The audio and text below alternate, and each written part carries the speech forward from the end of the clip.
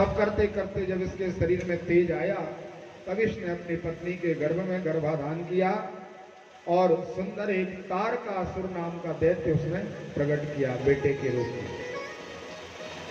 तारकासुर ने भगवान शिव की पुनः तपस्या की और परमात्मा जब प्रकट हुए तो कहा, भगवान आप मुझे ऐसा वरदान दो, क्योंकि तारकासुर को लग रहा था उस समय कि इनकी पत्नी समाप्त हो गई और इन्होंने वैराग व्रत लिया है। तो इसने युक्ति क्या निकाली, उसने कहा, प्रभु ऐसा आशीर्वाद दे दो, शिववीर्य समुत्पन्ना पुत्रा सेनापतिर यदा भूत्वा शस्त्रम चित्मम तथा में मरणम भवेत्। हमें संसार में कोई न मार सके, ब्रह्मा विष्णु भगवान शिव, महाकाली महालक्ष्मी महासरस्वती, त्रिलोकी में जितने देवता हैं, किसी से हमारी मृत्यु न हो। लेकिन परमात्मा, जब आप कभी विवाह करो और आपके वीर से, आपके तेज से कोई बेटा हो और उसको सेनापति बना करके देवता हमसे युद्ध करने आए, तब हमारा मरण हो, ऐसे आदेश को, ऐसे आशीर्वाद को प्रदान करो। उसने विचार किया, बाबा का कभी विवाह होना नहीं और शिव जी विवाह नहीं करेंगे, पुत्र तो होने की बात ही नहीं, तो हमारा कभी मरण नहीं होगा, ऐसा विचार किया। तारकासुर नाम का दैत्य संसार में बड़ा भारी उत्पात करने लगा। तारक असुर भयो तही काला, भुज प्रताप बल तेज विशाला। अपनी तपस्या के बल के कारण देवताओं को परास्त कर दिया। सभी देवता गुफाओं में जाकर के छुप गए।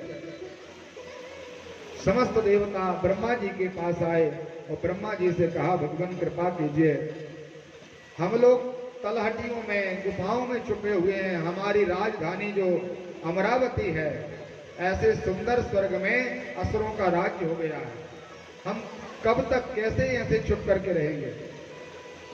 ब्रह्मा जी ने भगवान नारायण की चरण शरण ग्रहण की, समस्त देवताओं के साथ भगवान के यहाँ पहुंचे, मंत्रणा हुई तो भगवान ने कहा कि देखो, अब उसने वरदान तो मांग लिया है कि शिव जी के तेज से ही उत्पन्न होने वाला बेटा मारेगा, तो अब तो ऐसा कोई उपाय करो कि शिव जी समाधि से आ जाए, उनकी समाधि टूट जाए, और बीच में यदि हम भगवान शिव की समाधि को खुलवाएंगे तो जो भी ये दुस्साहस करेगा उसको मरना पड़ेगा। अब क्या किया जाए? तो समस्त देवताओं ने कामदेव से कहा कि देखिए, परहित सरस धर्म नहीं भाई, पर पीड़ा सम नहीं अधिमाई, परोपकाराय पुण्याय पापाय पर पीड़नम। दूसरों का उपकार करना इससे बड़ा कोई पुण्य नहीं है, इसलिए आप ऐसा करो, समस्त संसार की रक्षा करने के लिए आप भगवान शिव के पास जाइए। पठवहु काम जाय शिव पाही, करे क्षोभ शंकर मन माही। भगवान शिव के आश्रम में कामदेव गया, अपनी सेना को लेके चला और जैसे ही आगे बढ़ा तो देखा भगवान शिव के तीनों नेत्र बंद हैं और भगवान समाधि में हैं। अपना काम का प्रभाव फैलाने लगा। अनेक प्रकार से वहां पर नाना प्रकार के काम युक्त चिन्हों को प्रकट किया। वसंत ऋतु छा गई, अप्सराएं नृत्य करने लगी, गंधर्वों ने वाद्य आदि बजाना प्रारंभ किया। जो जैसे थे उसी रूप में सब काम के चेहरे हो गए, मोहित हो गए। लिखा हुआ है कि चैतन्य जीव जातियों की तो बात क्या कहें, जड़ जो पत्थर आदि हैं उनमें भी काम परिव्याप्त हो गया। जे सजीव जग अचर चर, नारी पुरुष असनाम, ते निज निज मर्जाद तजी, भये सकल वश काम। सब काम के वश में हो गए। सबके हृदय मदन अभिलाषा, लता निहारिन वही तरसा। सबके हृदय मदन अभिलाषा, लता निहारिन वही तरसा। नदियों मदयं मद कहूँ धाई, संगम करहि तालाब तलाई। नदियों मंगे अबुद कहीं धाई, संगम करहीं तालाब तलाई। यस दशा जनन की करनी, को कह सकै सचेतन। जय दशा राजरन के बरनी को कह सके सचेतन करनी पशु पक्षी नर जल तल चारी भये काम बस समय बिहारी पशु पक्षी नभ जल थल चारी भये काम बस समय बिसारे मगन अंध व्याकुल सब लोगा निस दिन नहीं अब लोग को धन अंध व्याकुल सब लोका जिस दिन नहीं अबिलो कहीं होगा धनुज नर किन्नर व्याला प्रेत पिशाच भूत बेताला दीद धनुज किन्नर व्याला प्रेत पिशाच भूत बेताला इनके दशन कहूँ बखानी सदा राम के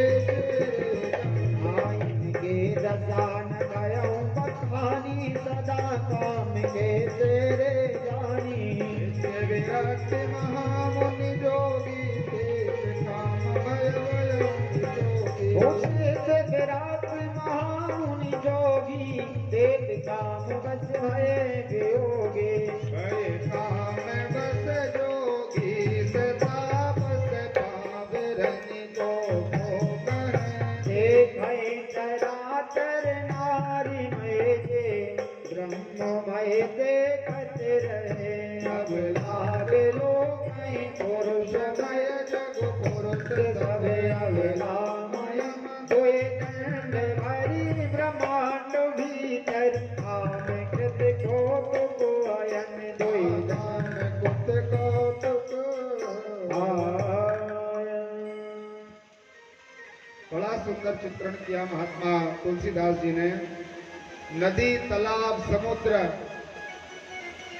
वृक्ष, पत्ते, लताएं, ऐसा संसार में कोई बचा नहीं जिसके ऊपर काम का प्रभाव ना प्रकट हुआ है।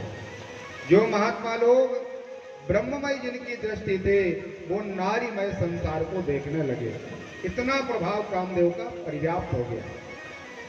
तो जब ये कथा गोस्वामी तुलसीदास जी लिखने के लिए तैयार हुए तो उन्होंने विचार किया, धरी न काहू धीर सबके मन मन सिज हरे। इतना लिखा। तो संसार में कोई धैर्य धारण करने वाला नहीं था।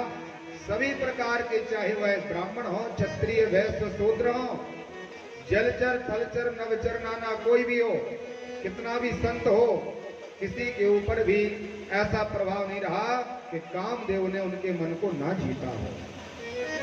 अब तो तुलसीदास जी ने विचार किया कि आधा सोरठा लिखा मैंने, अब इसके बाद क्या विचार करें, क्या कोई भी नहीं बचा था। बार बार विचार कर ले कि इसको पूरा कैसे करें। तो लिखा है, हनुमान जी महाराज स्वयं आए और इस आधी पंक्ति को हनुमान जी ने स्वयं लिखा। तुलसीदास जी ने क्या लिखा था, धरी न काहू धीर सबके मन मन सिज हरे। इतना परमात्मा हनुमान जी आयो लिखा, जे राखे रघुवीर ते उबरे ते काल मह। जिनके ऊपर भगवान राम जी की कृपा थी वो समय काम के गुलाम नहीं हुए। भगवान शिव के ऊपर कोई प्रभाव नहीं हुआ। इतना सब होने के बाद भी परमात्मा की समाधि नहीं खुली।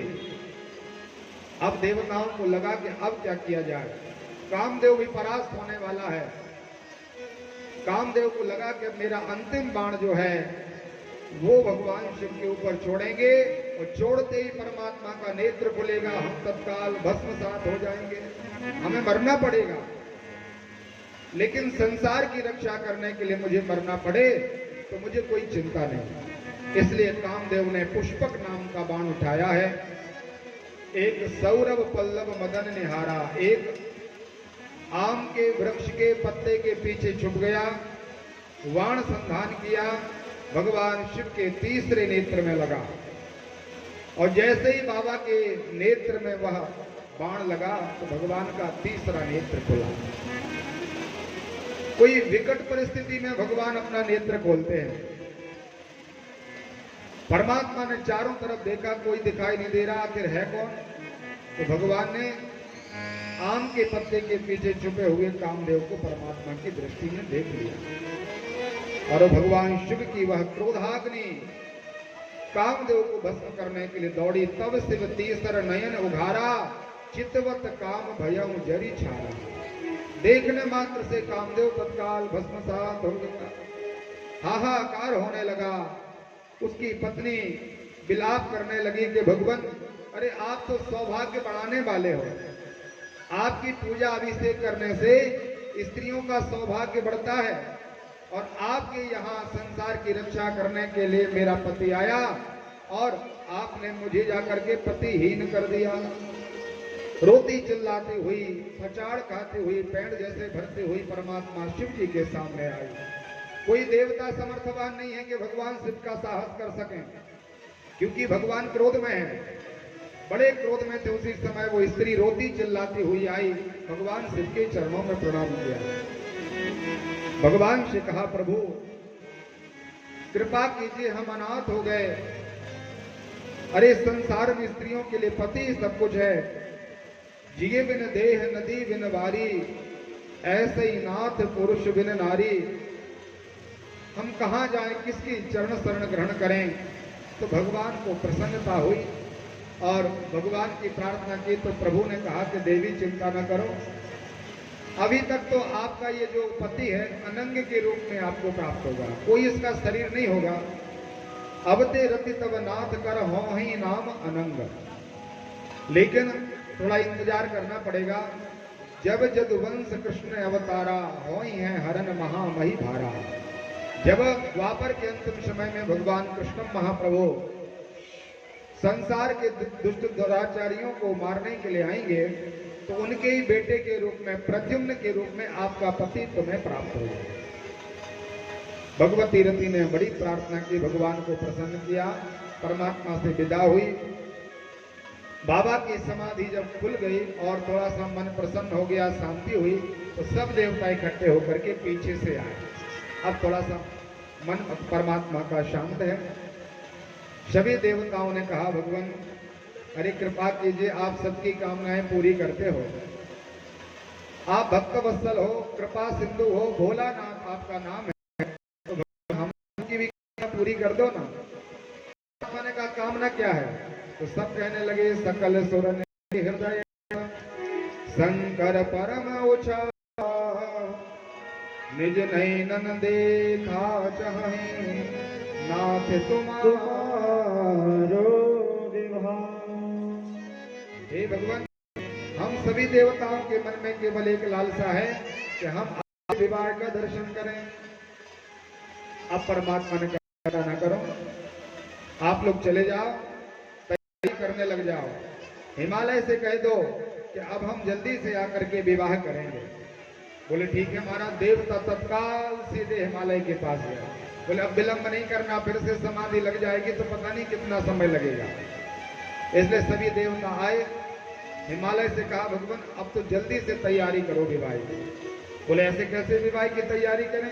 अरे लग्न रखी जाती है, मुहूर्त निकाला जाता है बेटा बेटी के नाम से, और जब कोई सिद्ध मुहूर्त निकलेगा तब भगवान शिव के साथ हम अपनी कन्या का पाणी ग्रहण करेंगे।